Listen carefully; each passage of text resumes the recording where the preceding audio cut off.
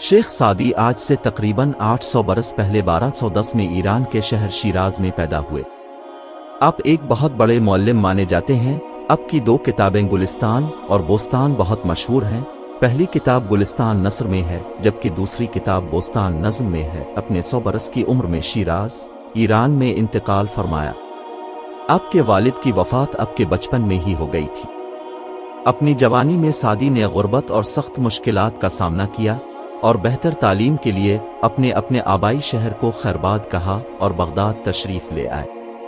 اپنے المدرسہ النظامیہ میں داخلہ لیا جہاں اپنے اسلامی، سائنس، قانون، حکمت و فلسفہ، تاریخ، عربی، ادب اور اسلامی الہیت کی تعلیم حاصل کی۔ سعدی شیرازی نے جامع نظامیہ سے فارغ التحصیل ہونے کے بعد متعدد ملکوں کی سیاحت کی۔ وہ شام، مصر، عراق، انطولیہ بھی گئے جہاں بڑے شہروں کی زیارت کی، گاہکوں سے بھرے پر رونق بازار دیکھے، اعلیٰ درجہ کے فنون لطیفہ کے نمونوں سے محظوظ ہوئے اور وہاں کے علماء اور فنکاروں سے ملاقاتیں کی۔ آخر کار وہ جہادی صوفیوں کے ایک گروہ میں شامل ہو گئے جو صلیبی جنگوں میں شریک تھا۔ ان کے ساتھ مل کر انہوں نے جنگیں لڑے۔ ایک ایسی ہی جنگ میں وہ جنگی قیدی بنے اور 7 سال اس کیفیت میں گزارے۔ ایک غلام کی حیثیت سے وہ خندقیں کھودنے کے کام پر متعین رہے۔ مملوکوں نے تاوان ادا کیا تو جنگی قیدیوں کو رہا کیا گیا، جن میں سعدی شیرازی بھی شامل تھے۔ قید سے رہائی کے بعد سعدی شیرازی یروشلم، بیت المقدس چلے گئے۔ وہاں سے مکہ اور مدینہ کا رخ کیا۔ 20 برس کی طویل مسافت کے بعد سعدی شیرازی آخرکار اپنے آبائی وطن ایران پہنچے جہاں انہیں اپنے پرانے رفقا کی صحبت میسر آئی۔ خراسان میں ان کی ملاقات ایک ترکی امیر تغرل سے ہوئی جن سے بہت جلد گہری دوستی ہو گئی۔ وہ سعدی شیرازی کو ساتھ لیے سندھ گیا جہاں انہیں پیر پتر سے ملنے کا موقع ملا جو ایرانی صوفی شیخ عثمان مروندی کے پیروکار تھے۔ اس سفر میں وہ صغیر بھی آئے اور وسطی ایشیا کے ممالک کی بھی سیر کی جہاں وہ منگول حملوں سے بچے رہنے والے مسلمانوں سے ملے۔ یہی تغرل بعد ازاں سلطنت دہلی کی ملازمت میں داخل ہو گیا۔ اس نے سعدی شیرازی کو بھی اپنے ہاں مدعو کیا۔ سعدی شیرازی جو ثقافتوں کی رنگا رنگی کے شائق تھے اس دعوت پر لبیک کہتے ہوئے چل پڑے اور دہلی اور گجرات میں جا کر رہے۔ اس دور میں انہیں سومناتھ کے تاریخی مندر کی سیر کا بھی موقع ملا۔ فارسی کے مشہور شاعر اور فلسفی شیخ سعدی نے تمام زمانوں میں ادب اور حکمت پر نہ ختم ہونے والے نقوش چھوڑے ہیں۔ ان کے الفاظ جنہیں شیخ سعدی اقتباسات کے نام سے جانا جاتا ہے روشن خیالی کا سرچشمہ ہے جو زندگی، اخلاقیات اور انسانی حالت کے بارے میں گہری بصیرت پیش کرتے ہیں۔ جبکہ ان کی آیات اصل میں فارسی میں تھیں، شیخ سعدی کی حکمت لسانی حدود سے بالاتر ہے اور اردو زبان میں شیخ سعدی کے اردو میں اقتباسات قارئین اور شائقین کو دل کی گہرائیوں سے متاثر اور گونجتے رہتے ہیں۔ اردو میں شیخ سعدی کے اقتباسات ان لوگوں کے لیے الفاظ کا مجموعہ ہے جو حکمت پر مبنی اپنی زندگی گزارنا چاہتے ہیں۔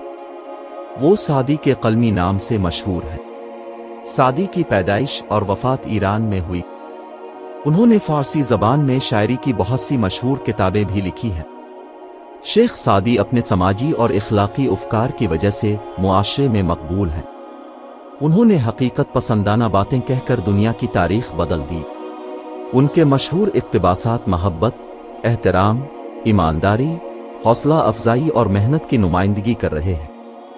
شیخ سعدی کے اقتباسات کے اصولوں پر عمل کرنا اور شیخ سعدی اقتباسات سے اردو میں زندگی کے اسباق حاصل کرنا ہماری اپنی ذمہ داری ہے۔ شیخ سعدی کے اقتباسات سے چند مشہور کہاوتیں یہ ہیں: کسی کو اچھے عمل سے دلی خوشی دینا 1000 سجدے کرنے سے بہتر ہے۔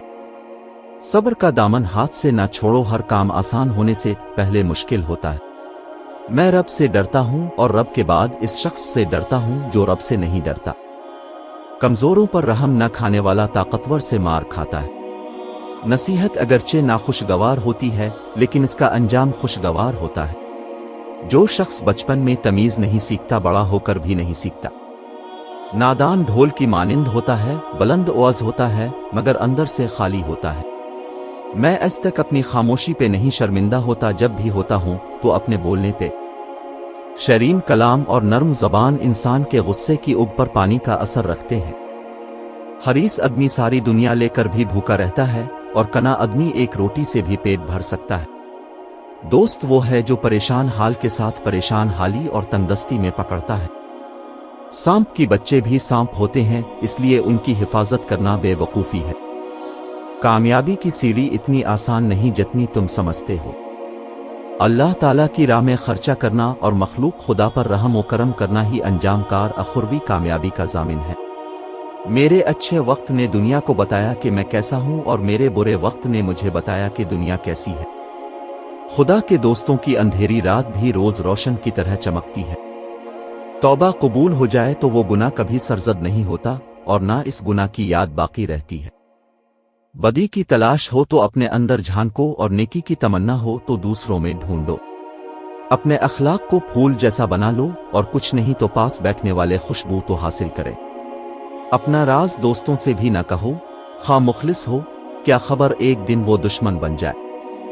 اسی طرح ہر وہ تکلیف جو تم دشمن کو پہنچا سکتے ہو نہ پہنچاؤ، شاید یہ دشمن ایک دن تمہارا دوست بن جائے۔ بے نمازی کو قرض مت دو، خواہ فاقے سے اس کا منہ کھلا ہوا ہے، اس لیے کہ جو خدا کا قرض ادا نہیں کرتا اسے تیرے قرض کی فکر بھی نہ ہوگی۔